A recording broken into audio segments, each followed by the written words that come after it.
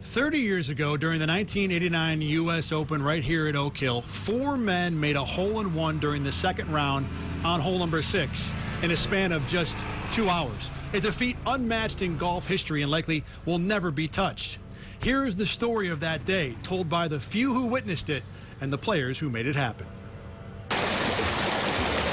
Friday morning, there wasn't much going on, and it started out just like any other day. It was a nice, kind of a cool morning, so the greens were perfect. There was, probably no ball marks, no cleat marks. And there weren't a lot of spectators. By that time, there probably were 20, 30 people standing around. I hit a good shot.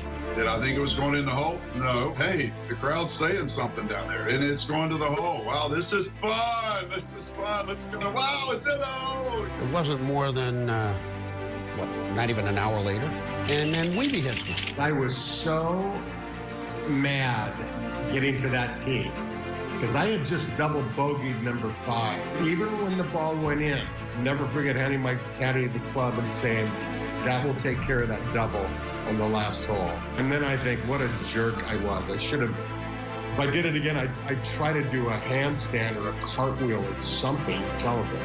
I could hear that people were holding the ball in that hole. You just kind of knew it. The thing I remember the most was having Leroy Schultz, who is a famous caddy. And when we got on the tee, I said, Leroy, I'm going to hold the shot. We're going to make a 1. And he said, go on with it, Jerome, because that's my real name, Jerome. And not many people called me by Jerome, so I can remember that vividly. He said, go on about it, Jerome. You knock it in the hole, and I did. I think I was on 13 tee or walking down 13 fairway. Roar!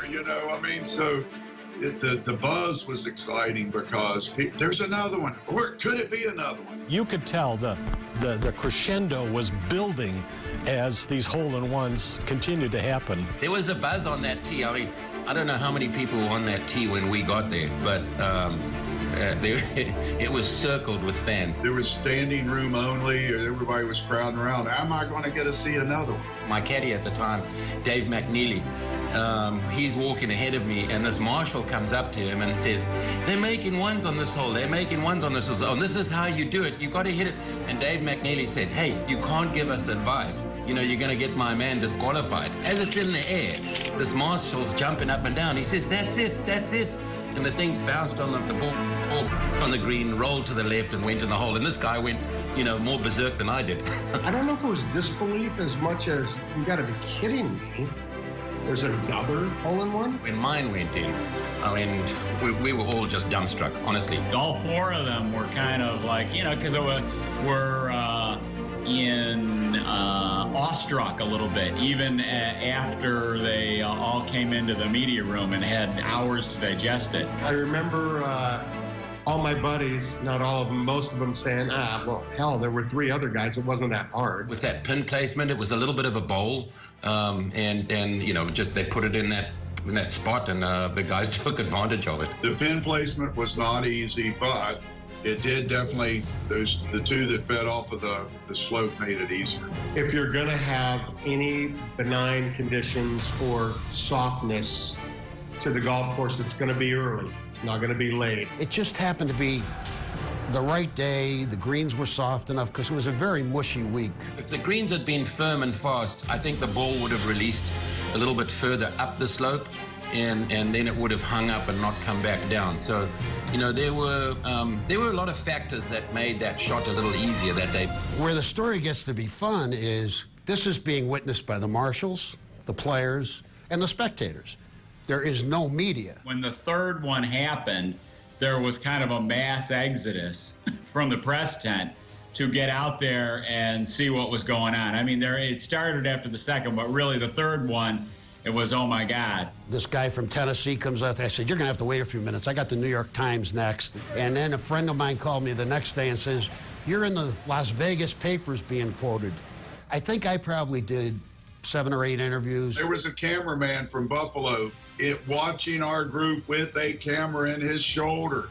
He got so euphoric, he didn't take any video of anything. I saw him later at a Pro-Am in Buffalo, and he said, I could have made a lot of money. You had to be there to be able to tell this story.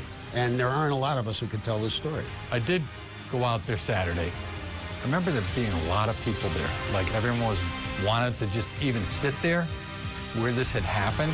There's 88 U.S. Opens prior to us in '89. There were only 17 holes in one in those 88 Opens.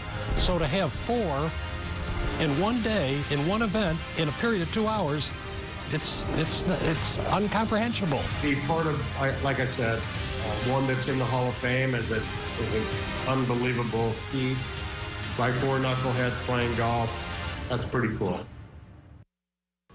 Now, later this summer, Oak Hill will undergo a course restoration that will remove the 6th hole. Some members voted against the restoration simply because that hole was the site for the 4 aces. But every person I talked to for this story supported the change. As Nick Price pointed out, even at St. Andrews, the home of golf, the course has changed over the years.